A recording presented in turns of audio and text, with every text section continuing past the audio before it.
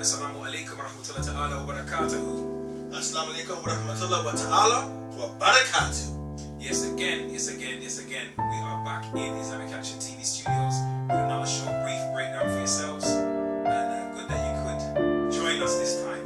So this week we want to talk about the relationship between the male and the female, between the man and the woman in general, and also speaking more direct form to the African Caribbean family about our relationships, about our marriages. Because brothers and sisters, to be honest with you, as I look out there in this society, the black family is under great challenges, and people might be watching this video and thinking to themselves, well, this brother, he's a Muslim, so why is he speaking to the black family? Well, we like to see ourselves as, inshallah, as if like when somebody's speaking to a patient, there's a medication, but you don't give it to everybody, so sometimes you're prescribing something for somebody with a particular condition, a particular medical condition. So way of analogy, we're speaking to the black family, to the African Caribbean family, and we're saying that brothers out there, if we do not honor the wombs which bore you, if we don't honor the women, we don't honor our women, we're finished as a people. We don't honor our mothers that brought us, because all of us came into this world through a woman.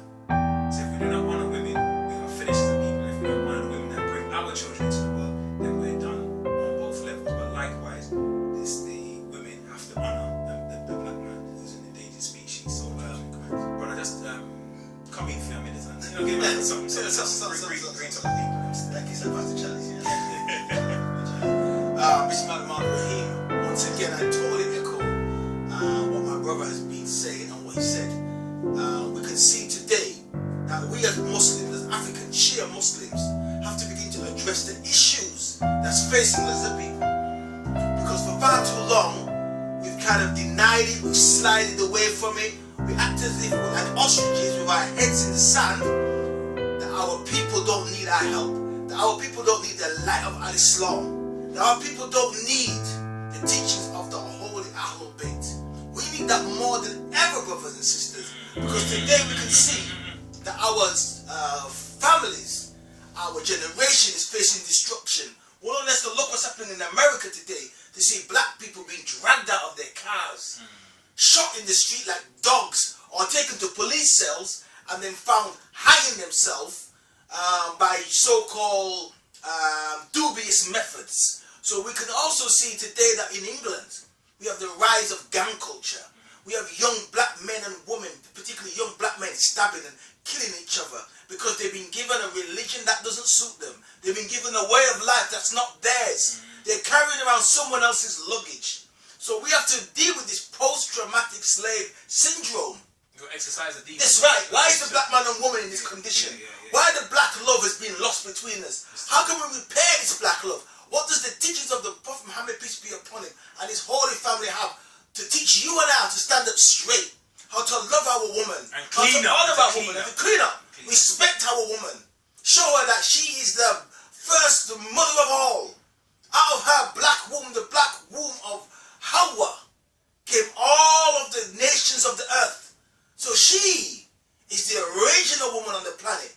So when we talk about civilizations, civilizers, and the civilized, that means that we civilize everybody. You can't civilize the black man and woman, because we are the civilizers today. Indeed. Now, brother, just coming out with the Holy Quran to add a little spice to this discussion, so we can give you instruction and solutions to the issue of the black love between the black man and the black woman. So tensions in the modern family. Before I dropped that verse from the Holy Quran, you used a phrase that I found interesting when you were talking about the civilizers. The civilizers. The civilized. But what I wanted to say is that we are, as one famous scholar said, that we are the mothers and fathers of civilization, but the sons and daughters of what? Oppression. That's right. Yeah? So I wanted to put that in there. But let me just drop this verse from the Holy Quran in terms of the translation. A'udhu billahi minash shaitani rajim. Bismillahir rahmanir rahim. Allah protects us from the evil of the Satans, from amongst mankind and from amongst the spiritual forces. And I begin in the name of Allah, the Beneficent, the Merciful. The translation of the Quran reads, and one of his signs is that he created mates for you from yourselves, that you may find rest in them. And he has put between you love and compassion. Most surely there are signs in this for a people who reflect. And that is from Surah Rum, Ayat 21. We don't have verses in the Quran. We No, don't have verse, chapters. It's not. no, That's no, not no. actually what it means. The surah means like a cycle, and ayat means signs. These are signs. It's one of the signs of Allah from the. Can't go wrong with the Kitab teachers of the al-Nabi. alphabet. The Kitab al-Nabi. So, yeah, to kick something from us. This is just to add to what Brother Bilal was saying, because obviously one cannot compete with the Holy Quran. But from the Black Man's Guide, a very powerful book from the 90s, but still relevant today. If we go to page 78, Shahzad Ali says that the problems that are facing the black man and woman today is the racism faced by the family. That she's saying that there is habits within the black community that have led to our disorganization. Yes? And the reason why we are disorganized, brothers and sisters, yes, is because the family structure, the primary structure in the community has been destroyed. It has been annihilated. It has been decimated. Yeah? By design. By collaborators in the community and out of the community. So, this destruction is on us today. We see the separation of the black man and the black woman today. Yes? So what she's saying is that there is this collective sense of direction that has been lost. We don't know where we're going. We don't know how we're going to get there. She says we know there's something wrong, but we're unable to explain what it is. And what she, from what I'm reading, is that she's talking about on a collective level. Yes. So even when somebody's watching this, it doesn't mean that we're pointing the finger at you as an individual. No. We're talking about trends and patterns in the black community. Multi-generational patterns and methodology. She says again, blacks remain emotionally disabled and psychologically disjointed. The terminology may change. The expressions and the molds may change. But there is a continuous outward social, economic and religious destruction continuing despite being Muslim, despite being Christian, despite being Pan-African, despite being in any other faith. There's something within the black dynamic, in the black family, that's making the black man turn from the black woman and the black woman turn from the black man.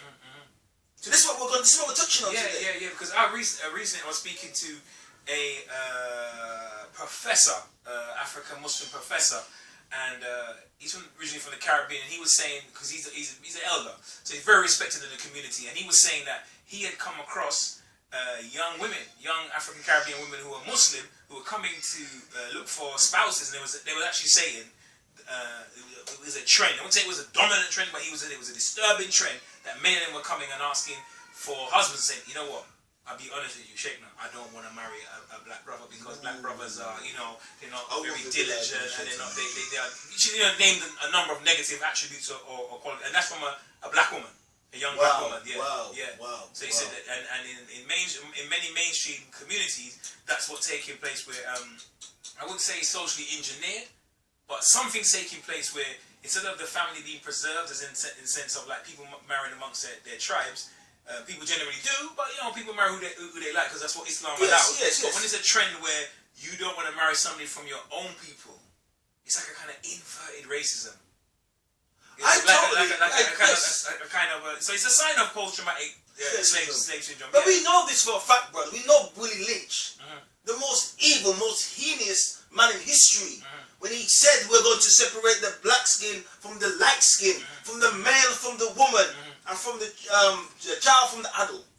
So we know that there's machinations afoot to divide the family. But what we're saying today is a new day.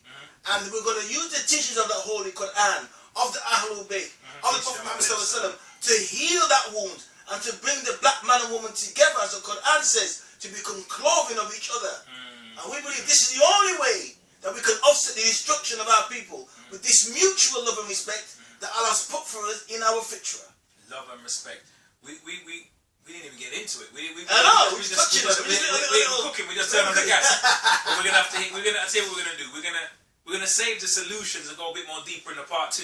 So catch us on the flip side. Assalamu alaikum wa rahmatullahi ta'ala wa barakatuhu. Assalamu alaikum wa rahmatullahi wa ta'ala wa barakatuh.